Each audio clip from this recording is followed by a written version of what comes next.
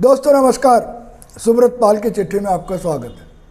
विधानसभा के चुनाव के नतीजे आ गए और इन नतीजों ने एग्जिट पोल को धत्ता बता दिया।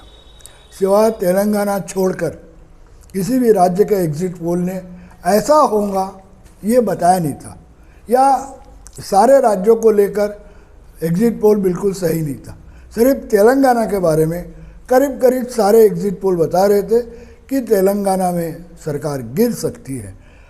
वैसे दोस्तों, मध्य प्रदेश, राजस्थान और छत्तीसगढ़, ये तीनों जगह कांग्रेस जो हारेगी इतनी बुरी तरीके से, यह तो किसी ने बोला नहीं था। बोले थे हार जीत हो सकता है, लेकिन इतने मार्जिन वोट से कांग्रेस हारेगी यह अंदाज़ा लगाया नहीं गया था। और तेलंगाना के बारे में बात करूं तो तेलंगाना में केसीआर के काम को मैं ऑब्ज़र्व कर रहा था जब से मैं हैदराबाद गया था। केसीआर मुझे खुद अच्छे लगते, उनके काम भी अच्छे थे, लेकिन तेलंगाना में केसीआर की सरकार गिर जाएंगी ये मुझे लग नहीं रहा था।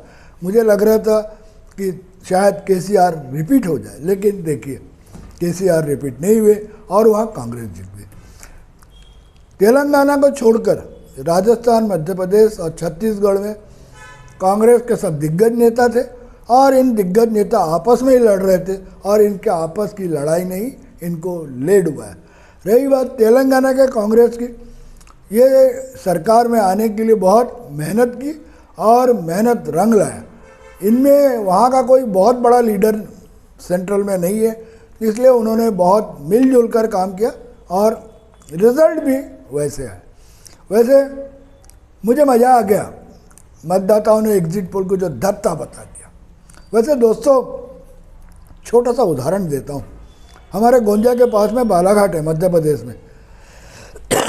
वहाँ गौरीशंकर बिसेन शायद 2 टर्म से चुनाव जीत रहे हैं भाजपा से, और मंत्री भी रहे हैं और अभी फिर मंत्री बनाए गए। यहाँ उनके बहुत सारे चेले हैं गोंदिया में।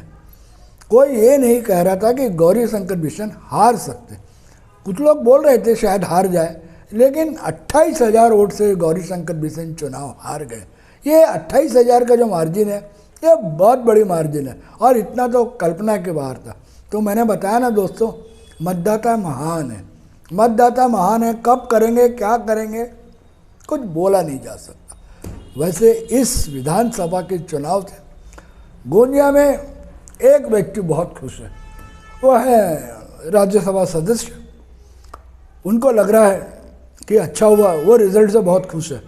वो इसलिए खुश है कि मोदी मैजिक जारी है और हो सकता है लोकसभा के लिए वो चुनाव लड़ने के लिए अब तैयार हो जाए। वैसे उन्होंने कहा था कि अब वो कभी लोकसभा चुनाव नहीं लड़ेंगे, लेकिन मोदी मैजिक को देखते हुए शायद एक दांव और लगा ले।